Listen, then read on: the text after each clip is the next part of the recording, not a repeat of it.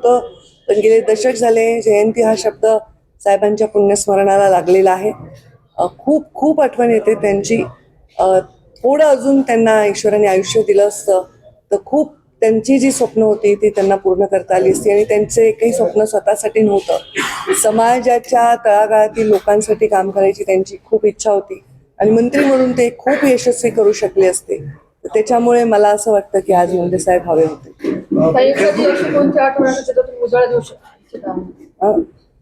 अशी एखादी कोणती आठवण दिला तुम्ही आया प्रसंगी उजाळा देऊ इच्छिता? आता एवढ्या आठवणी आहेत त्यांच्या, काय म्हणून उजाळा देणार.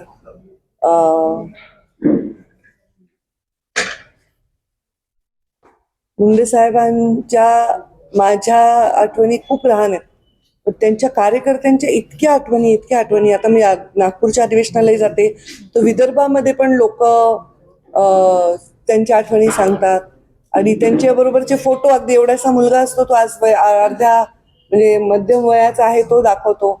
इतक्या आठवणी. आता माझ्या वैयक्तिक आठवणी असंख्य आहे. पण मला हे आठवतं की मुंडे साहेब फक्त सायलेंटली येऊन बसा, बाकीचे तुम्ही शांत राहता. ते ढकला, खुर्ची ढकला, या काही इकडून या. तर मला आठवतं की अगदी वैयक्तिक आठवण आहे. मी माझ्या मुलाला जेव्हा जन्म दिला तेव्हा हे सगळे अमेरिकेला आले होते आणि बाळ झाल्यामुळे सगळे बाळाकडे होते, पण फक्त बाबा माझ्याकडे आले. माझ्या डोक्यावर हात ठेवून म्हणजे, बेटा तुला खूप त्रास झाला का, हे मला कोणीही विचारलं नाही जे त्यांनी विचारलं. आणि त्यांच्यामध्ये खूप अशी संवेदना होती.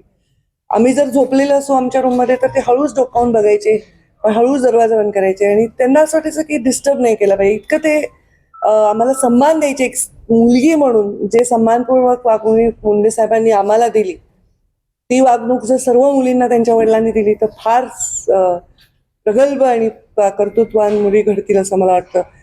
खूप रिस्पेक्ट मुंडे साहेबांनी आम्हाला आमच्या जीवनात दिला, आमच्या निर्णयावर रिस्पेक्ट दिला आणि लाडही करून घेतला आमच्याकडून भरपूर. आमच्या घरातले सगळ्यात लाडकं बाळ असल्यासारखे मुंडे साहेब होते. आम्ही त्यांना खूप पॅम्परही करायचो. मला खरंच आज शब्द सापडत नाही एखादी गोष्ट सांगण्यासाठी, पण दुसऱ्याच्या वेदनेची त्यांना जाणीव होती. त्यांचा एक अपघात झाला होता तेव्हा त्यांच्या हातातला फ्रॅक्चर झालं होतं आणि मोठं ऑपरेशन झालं. त्याच्यातून ते मरता मरता वाचले मुंबईमध्ये. अपघात परळीत झाला होता आणि परळीत अपघात झाल्यानंतर जेव्हा ते त्या अपघातातून सावरले तर त्यांचा पहिला प्रश्न होता की जो गाडीसमोर आला तो मुलगा कसा आहे. त्यांनी स्वतःच्या वेदना सोडून त्या मुलाविषयी प्रश्न विचारला. पहिला प्रश्न, तो मुलगा कसा आहे, तो ठीक आहे ना, तो जिवंत आहे ना, त्याला काही लागलं नाही ना, त्याचा इलाज नीट करा. ही त्याची जी भावना होती ना. आणि मला असं वाटतं मी मुंडे साहेबांची फक्त मुलगी नाहीये, मी त्यांची शिष्य होते, त्यांची चेली होते, त्यांची चमची होते. आणि त्याच्यामुळे मी जे शिकले, मुलगी म्हणून तर जे अंगीभूत काही असेल संस्काराचा भाग, पण शिष्य म्हणून जे मला काम करायची संधी मिळाली त्याच्यातून मी जीवनामध्ये खूप शिकले.